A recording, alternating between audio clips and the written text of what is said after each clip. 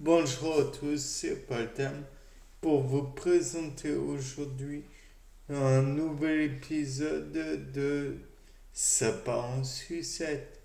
Aujourd'hui, je voudrais vous parler de cet incident de Fukushima qui est passé depuis bien longtemps. Mais je me demandais si on leur avait donné du ginseng. Est-ce que ça aurait pu impacter la population? Enfin, quand je dis si on leur avait donné du ginseng, je parle naturellement des personnes qui étaient sur Fukushima. Bon, naturellement, on peut envisager aussi que Fukushima n'est qu'un problème parmi tant d'autres. Mais il est vrai aussi que lors de l'accident de Tchernobyl, je crois, on donnait de l'éleutérocoque. Bon, vous allez me dire, rien à voir, le ginseng et cette plante. Bah, l'éleutérocoque est appelé le ginseng sibérien. Il est possible que les deux plantes aient des substances communes.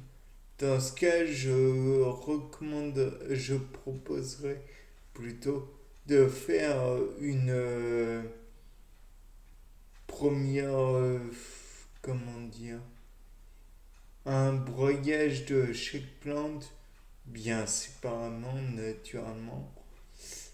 Puis mettre de l'eau froide sur les plantes pour en voir le contenu. Comme toujours, on va employer ma technique d'extraction, oui, préférée, à savoir à la chromatographie sur colonne. On pourra aussi y faire jouer quelques lasers pour voir s'il y a comment dire, des substances absorbantes de lumière, de radiation lumineuse plutôt. Et pareil pour le ginseng, pour le thérocoque de rebelote. Mais ce qui serait intéressant par la suite, c'est peut-être avec des cobayes qui auraient pris une partie des substances lesquelles supportent le mieux le radium ou l'uranium, tout dépend de l'élément considéré.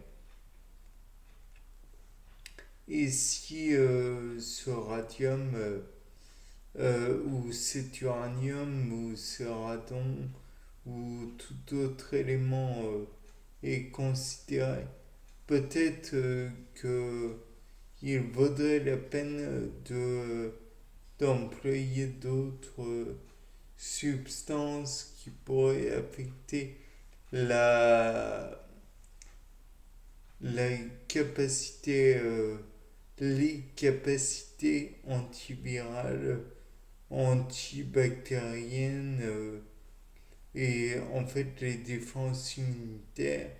Et pour cela, je proposerais que l'on soumette les cobayes à une panoplie de maladies, mais qu'on les laisse vivre après. C'est normal, je pense. Ces cobayes ont déjà beaucoup à vivre, donc ne les tuons pas par la suite. Ça ne sert à rien. Tuer n'est jamais une bonne chose. Enfin, mais face à différentes maladies. Oui, poup, je vais le dire. Et donc, on leur donne par la suite une, comment dirais-je, une vie normale avec de l'éleutérocoque et du ginseng pour voir leur capacité de guérison. Et en plus, on pourrait même envisager de le faire avec la maca, qui est une autre plante autrement plus autre en fait, qu'on appelle le ginseng péruvien, bien que là, il n'y ait plus aucun rapport entre les deux. Et donc, si on les compare, peut-être qu'on trouverait les substances qui pourraient être utiles et efficientes dans les deux cas.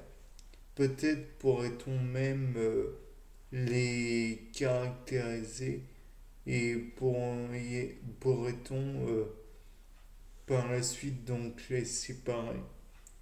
Puis ensuite, on pourrait reprendre des animaux de laboratoire, des cobayes, et injecter donc chaque substance, certes les pauvres cobayes, mais espérons qu'ils vont survivre.